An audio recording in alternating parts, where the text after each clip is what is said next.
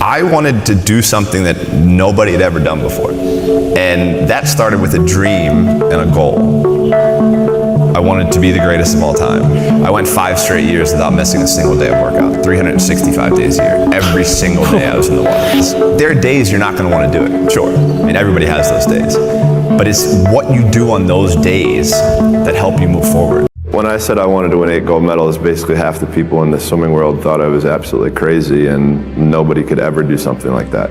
But for me, I was somebody who believed in it and somebody who believed in the process of getting there. I knew it wasn't going to happen overnight, like I said before, but every little small thing that we did was a small stepping stone in order to even be able to have that chance and that opportunity to do what I did in 2008. So.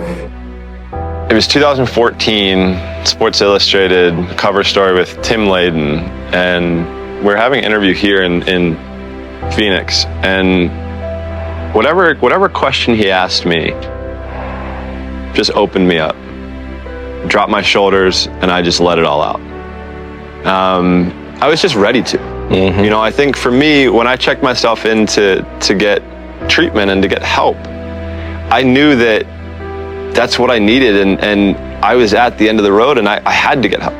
I was at a scary place in time, and for a long time I didn't know how to ask for help. And I think once I asked help for the first time, everything became easy. So that question, when he asked me, whatever it was, it just opened me up, and I felt comfortable to share everything that I'd been through. Because it was almost like I said to myself, I don't care what people think.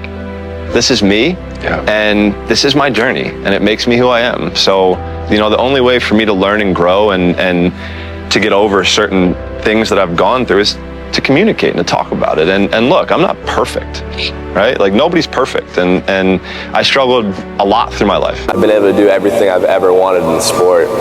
Would I say I'd be able to do it 10 years ago? Probably not. But I didn't give up. If it was easy, everybody would be doing it. There are always going to be ups and downs, but I think it's really how you really, get back on your horse and keep going forward. And I think the biggest thing that I've always said is never give up. And I never have, and nobody ever should. If they want something bad enough, they'll get it. They have to work for it. Yeah, it's not going to be easy. My first depression spell was in 2004. And I went up and down roller coasters all throughout life.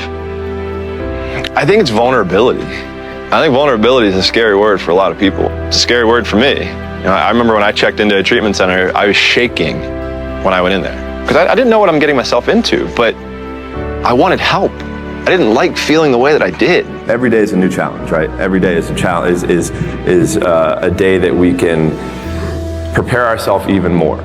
So for us, we would call it putting money into the bank. If you look at the greats in any walk of life.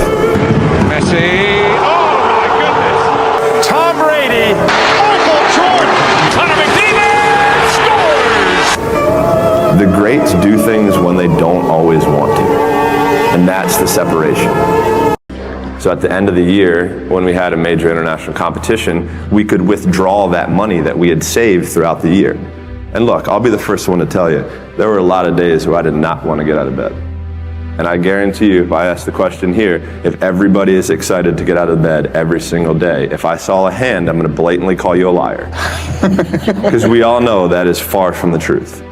But if you have those little small goals, those little small things that get you excited when you don't want to, it's going to make it even better and even easier at the end when you're getting ready for a presentation or the end of the year or this or that, whatever event you're leading up to.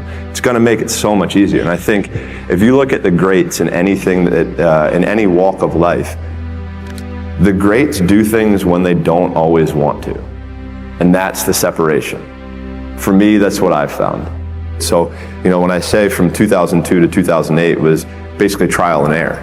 So for me, in 2002, that's really when I started amping up my event schedule, where I was swimming 4 to 5 individual events and having a couple relays at Pan Pacs, World Championships, major international competitions throughout that time frame. Because at that time, at the Olympic Games, that's that's where I think the real truth comes out. Because I think there are a lot of people who are very talented who can make it there. There are very few people who can deal with the pressure and the stress that happens when we're there.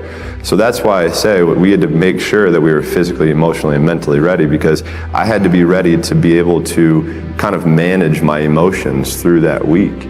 Yeah, winning a gold medal is absolutely incredible. There's nothing better than standing on the podium listening to your national anthem play after you had just won a gold medal.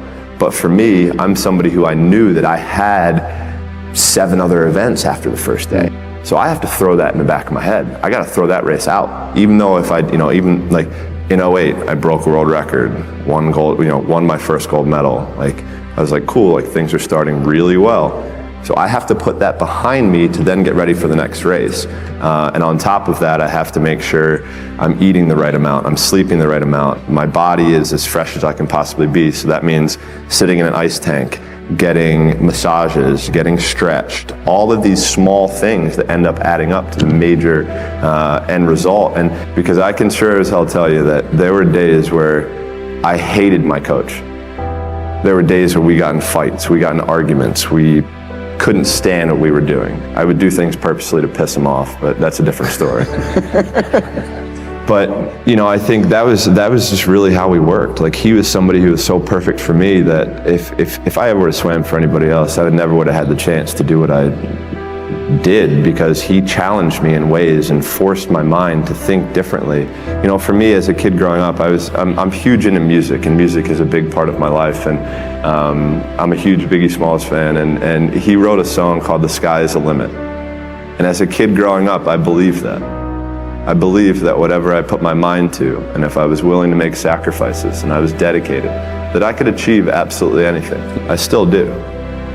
I think every person can really define it in their own way. I mean, I think it kind of really determines on what they want. At the start of it, for me, when I started this whole journey, it was with a goal of breaking a world record, winning an Olympic gold medal, becoming a professional athlete. Those were the goals that I had as a little kid. So for me, that was what excellence was. And once I was able to get there, I had to redefine what excellence was. And that's basically what I did my whole life. So for me, I guess it was kind of goals, because goals were something that played such a huge part in my everyday life. From the moment I woke up until the moment I got into bed, they were somewhere where I could see them every single moment when I was in my home. You really want something, and you care about something that much, like, it doesn't matter if you're not super successful the first time. It doesn't matter how many times you get knocked down. It doesn't matter how hard it is to get there. If you really want something, there shouldn't be a damn thing in this world that should stand in front of you and accomplishing that goal. That's what really got me out of bed. That's what helped me on days where I was struggling. So I think goals are what really drove me and what made me try to become as excellent as I possibly could. So I came back from the 2000 Olympic Games as a 15-year-old, and after the Olympics is usually when people take time off, where they take a break, they relax for 3 to 6 months, and then they get back into it. For me, I was into it the next day after the final of the 200 fly. I was 5th place, I was 3/10 out of a medal, I was upset. So I used that as motivation leading into the next year, and the very first day that we had a practice, my coach put WR on the top right-hand corner of the paper. WR meant world record. I was a 15-year-old kid. I was like, oh yeah, I know what this is, but why is this, what's this doing here? Like, why are you putting this in the upper right-hand corner? He's like, we're gonna break a world record in 6 months. Sure enough, 6 months later, I break my first world record. So I'm like, okay, like this is starting to get really cool, like starting to get fun. And by this point, every world record I broke, I got to buy something. That was my deal. I was a professional athlete at 15. I had signed my first professional deal, so when I signed with an agent at 15, I told him that I wanted to change the sport of swimming. So I wanted to do something that the sport had never seen, but people had never seen. The globe had never seen. And to be able to have that opportunity, I had to be able to do things differently. I couldn't do it the same way that everyone had done it before. So for me to go 5 or 6 straight years, that meant I had 52 extra days a year. So, but also in the sport of swimming, if you take 1 day off, it takes you 2 days to get back to where you were.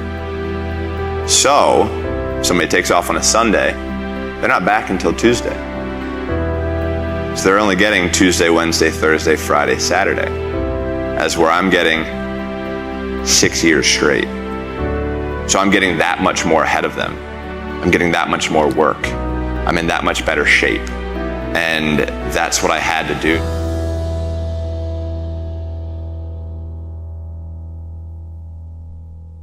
'99 to 05, '99 to 06, basically straight without missing a single day, 365 days a year. During that time, we were averaging about 10 workouts a week, 7 days a week. We had doubles 3 days a week, and they were 2-hour sessions in the pool, and then we had an hour and a half out of the pool. We would go to Colorado Springs to the United States Olympic Training Center, and we would go from 5 to 7, 9 to 11, and 3 to 5, all in the pool, and then have a weight session afterwards. So we're having 4 workouts a day.